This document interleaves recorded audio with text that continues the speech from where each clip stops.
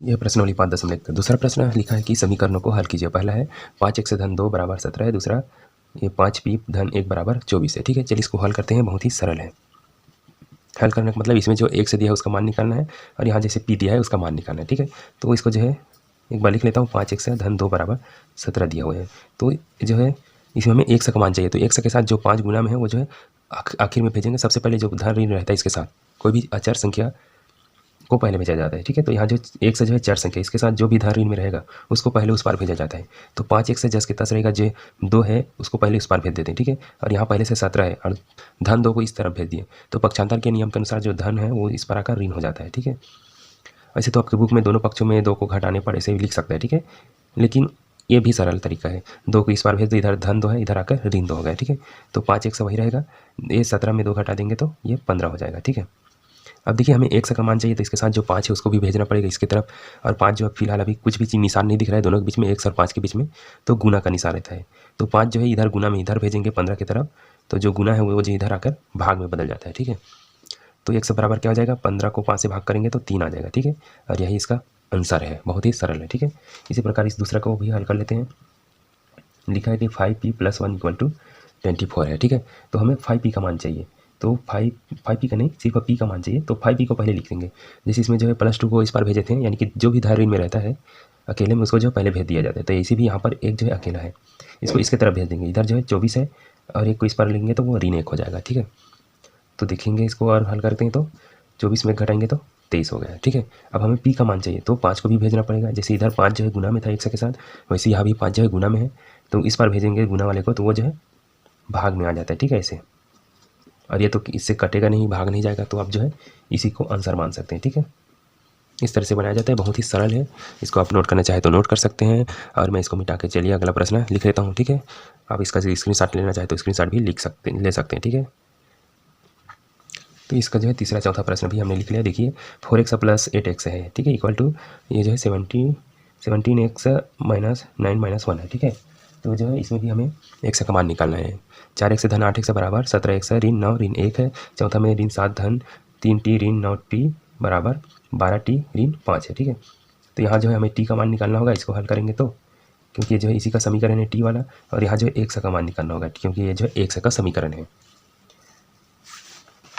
तो चलिए इसका जो है हल कर लेते हैं। पहले इस 3 वाले को हल करेंगे। एक बार लिख लेता हूँ। देखिए 4x है धन 8x है बराबर 17x है ऋण 9 ऋण 1 है।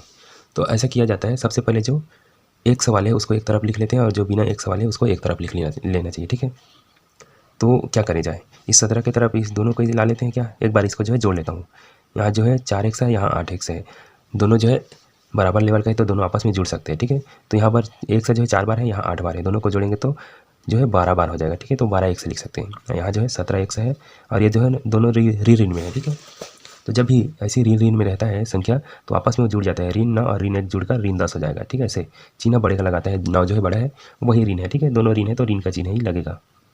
अब देखिए इसको ऐसे कर सकते हैं। ठीक है, ये जो है 12 को इसके तरफ ला सकते हैं या 17 को उस तरफ भेज सकते हैं, दोनों एक ही है। ठीक है, तो चलिए 17 को इसके तरफ भेज देते हैं। तो यहाँ पर पहले से 12x है, 17 इसके तरफ आकर ये भी ऋण हो जाएगा। इधर जो है धन है। ठीक है, इसके सामने कोई चिन्ह नहीं दिख रहा है तो उसको धन माना जाता है। ठीक है, तो ये 12 की तरफ आकर ये जो है ऋण 17 हो जाएगा और इधर क्या बचा है, ऋण 10 बचा हुआ है।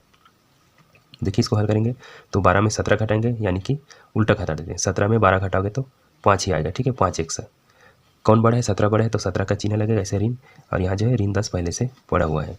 अब हमें x का मान चाहिए। ठीक है, तो जो है 5 को इसके तरफ भेज देते हैं। ठीक है, तो 5 जो है फिलहाल अभी x के साथ क्या है, गुना में है। ये मत समझ रहे हैं कि ये जो है ऋण 5 है तो इधर आकर धन 5 हो जाएगा, ऐसे नहीं है। ठीक है, 5 और 1 के बीच में कौन सा चिन्ह है, कोई भी चिन्ह नहीं है 5 और 1 के बीच में, तो ये जो है गुना का चिन्ह होता है। तो गुना है तो इस तरफ भेजेंगे तो वो जो है भाग में आ जाएगा ऐसे। ठीक है, अगर ऋण चिन्ह को आप नहीं हटाना चाहते हैं तो कोई बात नहीं हटा सकते, या इसके साथ में भेजना चाहते हैं तो ऋण 5 इधर ऐसे नीचे में भी आ सकता है, दोनों तरीका है। ठीक है, तो देखिए फिलहाल हम जो है दोनों का चिन्ह को अभी फिलहाल गायब कर दिए हैं। तो x बराबर क्या हो जाएगा, इधर 10 है, 10 के नीचे में 5 आ जाएगा, तो 5 × 5 5 दूनी 10, तो x का मान 2 आया। ठीक है, तो ऋण चिन्ह जो है अगर यहाँ पर ऋण नहीं हटाए हैं तो ऋण का जो है हटाकर धन भी लिख सकते हैं। ठीक है, दोनों पक्ष में अगर ऋण है और कुछ भी नहीं तो ऋण चिन्ह को हटाने पर जो है धन हो जाता है। ठीक है, बस इतना सी है। या फिर इसको 5 के साथ ऐसे भेज देंगे तो भी अगर ऋण चिन्ह का ऋण चिन्ह से भाग दोगे, जैसे ऋण 3 का ऋण 3 से भाग करोगे तो जो है कट कर एक ही आएगा। ठीक है, इसका जो है ऋण चिन्ह भी प्लस में हो जाता है। जैसे ऋण का गुना धन होता है वैसे ऋण का भाग भी धन ही होता है। ठीक है, तो x का मान जो है 2 मिल जाएगा इस तरह से, ये इसका आंसर है। अब देखिए चौथा प्रश्न, यहाँ हमें t का मान नहीं पता। ठीक है, तो इसको भी हल कर लेते हैं। तो यहाँ लिखा है ऋण 7 है, धन 3t, ऋण 9t, और यहाँ पर 12t है, इस पार ऋण 5 है। चलिए इसको हल कर लेते हैं। तो जो जुड़ता है उसको जोड़ लेते हैं एक बार। देखिए ऋण 7 तो इसके लिए जोड़ने वाला कोई नहीं है। यहाँ पर देखिए, यहाँ 3 और t जो है धन में है, 9 और t जो है ऋण में है, तो धन और ऋण का घटाना हो जाता है, तो बड़े में छोटा घटाया जाता है। 9 में हम 3 घटाएंगे तो 6 आएगा, बगल में t है, इसको नहीं भूलना। तो कौन बड़ा है? 9 बड़ा है, तो 9 जो है ऋण में है तो ऋण लिखेंगे ऐसे। तो 3t और 9t को घटाएं तो 6t आए। ठीक है, इधर क्या है? 12t है, और ये जो है ऋण 5 है। अब ऐसे करते हैं, जो टी वाला जो संख्या है या पद है उसको एक तरफ करते हैं और बिना टी वाले को एक तरफ कर लेते हैं। ठीक है, तो इसका दो तरीका है, या तो इस 6 वाले को इधर भेज देंगे और 5 वाले को इधर भी ला सकते हैं। ठीक है, दोनों तरीके से, या फिर 12 वाले को इस पार ला देंगे और ये 7 वाले को उस तरफ भेज देंगे। कैसा भी करो एक तरफ आ जाना चाहिए। ठीक है, तो मैं ऐसा करता हूँ, इस तरफ लाऊंगा 12t को, तो जो है ऋण में हो जाएगा, ये भी पहले से ऋण में है, तो ऐसे ही दोनों तरफ ऋण हो जाएगा। तो वैसे मत हो, इसके लिए क्या करूँगा मैं, 12t को इधर ही रहने दे, ये 6t को इसके तरफ ला देंगे, तो जो है धन में आ जाएगा, ऋण t है, इधर आकर धन हो जाएगा। ठीक है, 6t, इधर पहले से ऋण 7 है, ये जो है ऋण 5 को अब इसके तरफ भेज देते हैं, तो ये जो ऋण 5 है इस तरफ आकर जो है धन 5 हो जाएगा ऐसे, क्योंकि चिन्ह बदल जाता है, वो पक्षांतर करने पर, बराबर के उस पर भेजने पर जो है बदल जाता है। ठीक है, तो ऋण 5 इधर आकर धन 5 हो गया। ये जो है ऋण 7 अपने ही पक्ष में है पहले से। तो देखिए 12 और 6 जोड़ेंगे तो 18 हो जाएगा। ठीक है, 18t, और इधर ये ऋण में है, धन में, धन और ऋण का घटाना हो जाता है, तो क्या आ जाएगा? तो 7 में 5 घटाएंगे तो 2, बड़ा कौन है? 7 बड़ा है। ठीक है, उसी का चिन्ह लगेगा ऐसे। तो हमें टी का मान चाहिए, टी का मान चाहिए, तो 18 को भी इसकी तरफ भेजेंगे, तो इधर टी बचेगा और इधर ऋण 2 है, उसके नीचे में जो है ये 18 ऐसे आ जाएगा। ठीक है, तो 2/18 इस तरह से। अब इसको हम कटाना चाहें तो कटा सकते हैं। देखिए 2 के पढ़ा में 2 एकम 2, 2 नियम 18। ठीक, तो टी बराबर क्या मिलेगा? 1/9। तो इसका जो है ऋण चिन्ह नहीं हटेगा। ठीक है, क्योंकि ये अकेला ऋण है, अगर इसके नीचे में जो 18 भी ऋण आता तो इसको धन में बदल सकते थे। तो इस तरह से हमें टी का वही मान मिल गया, इसको पलट कर भी लिख सकते हैं, टी बराबर ऋण 1/9। ठीक है, यही इसका आंसर है। तो वीडियो अच्छा लगा होगा तो लाइक कर देना, चैनल को सब्सक्राइब नहीं किए होंगे तो सब्सक्राइब भी कर देना। मिलते हैं इसके बाकी प्रश्नों के साथ। स्टूडेंट, तो यह प्रश्न वाली 5 का दूसरा समीकरणों को हल कीजिए और इसका 5वां प्रश्न बनाना है। ठीक है, तो 5वां में लिखा है कि 3 कोष्टक में जेड ऋण 2 धन 5 बराबर 2 है, और 6वां में ऋण 2 धन कोष्टक में है 1 से धन 4 बराबर 8x है। तो इसको हल करने का मतलब यहाँ जो है जेड दिया है उसका मान निकालना होगा। ठीक है, जो भी अचर, सॉरी चर बोलते हैं इसको। ठीक है, जो ABCD में के जो भी आता है, ए से लेकर जेड तक के जो भी संख्या, A to Z बोलते हैं इसी को, उनमें से जो भी आता है उसी को जो है चर संख्या बोलते हैं। तो उसी का जो है हमें मान निकालना होता है। जैसे यहाँ जेड दिया हुआ है, यहाँ 1 से दिया हुआ है। ठीक है, ये जो है 4 है, तो यहाँ 1 का मान निकालना है, यहाँ जेड का मान निकालना है। तो चलिए हल करते हैं। तो देखिए 3 कोष्टक में जेड ऋण 2 है, धन 5 बराबर 2 है। सॉरी, यहाँ जो 5 जेड था। ठीक है, 5 जेड है बराबर 2 है। आज क्या थे? ऋण 2 धन 1 से धन 4 बराबर 8x है। ठीक है, तो ये वाला सही है। यही बार मैं थोड़ा सा गलती कर रहा था लिखने में, यहाँ पर 5 जेड है। ठीक, चलिए इसको हल करते हैं। तो जब भी इसको हल करेंगे तो कोष्टक दिया हुआ है, तो जो बॉडमास नियम के अनुसार जो है कोष्टक को पहले हल किया जाता है।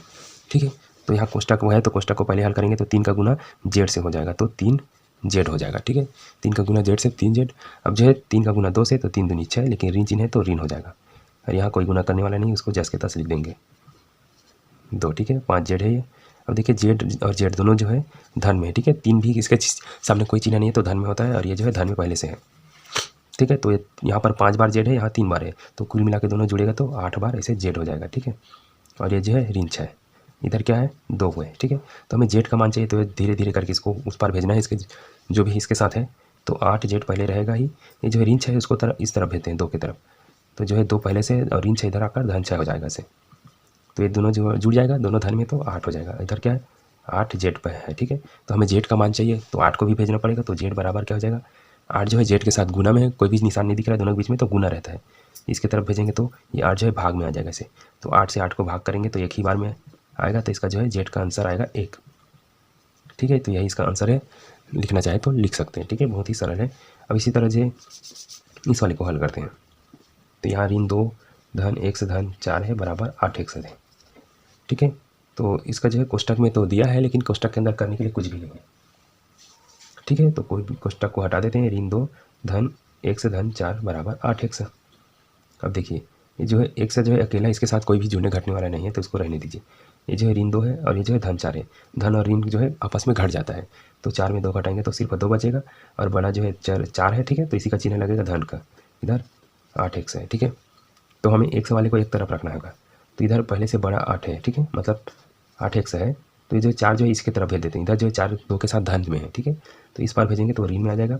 इधर सिर्फ 2 बचा हुआ है, तो 2, और इधर देखिए 8x में 1x घट जाएगा, तो जो है 7x आया है। तो हमें x का मान चाहिए, तो 7 जो है x के साथ गुना में है, इसके तरफ भेजेंगे 2 की तरफ, तो 2 के जो है वो गुना में है, तो इस बार बटे में आ जाएगा, ठीक। तो x बराबर 2/7, या ऐसे लिख सकते हैं 7 बराबर 2/x है, यही इसका आंसर है, ठीक है। इस तरह से दोनों को आप बना सकते हैं बहुत ही सरल तरीके से, ठीक है। तो वीडियो अच्छा लगा होगा तो लाइक कर देना, और चैनल को सब्सक्राइब नहीं किए होंगे तो प्लीज़ सब्सक्राइब भी कर देना। मिलते हैं इसके और बाकी प्रश्नों के साथ।